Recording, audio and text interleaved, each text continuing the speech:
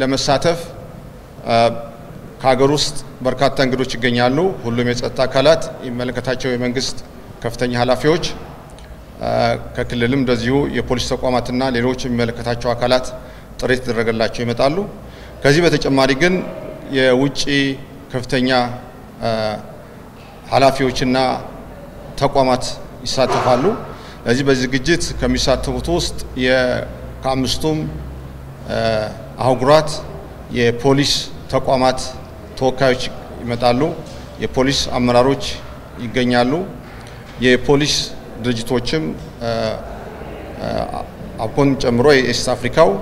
የኢንተርፖል አፍሮፖል እና የኢሮፖል የመሳሰሉ ትላልቅ የፖሊስ ተቋማት ይገኛሉ ሁነቱ ከሚያዝያ 19 እስከ 26 ቢካሄድም ፖሊስ የተመሰረተበትን እለት ሚያዝያ 29ን መሰረት ያደረገ እንደሆነ ያስታወሱት ቃል አቀባዩ በሚደረጉ ዝግጅቶችን ማህበረሰቡ አስፈላጊውን ትብብር ሁሉ እንዲያደርግና በስፖርታዊ ውድድሮችን በመገኘት ድጋፉን እንዲገልጽ ጋብዘዋል መረጃውን ያደረሰን ባልደረባችን ይስማው አደረው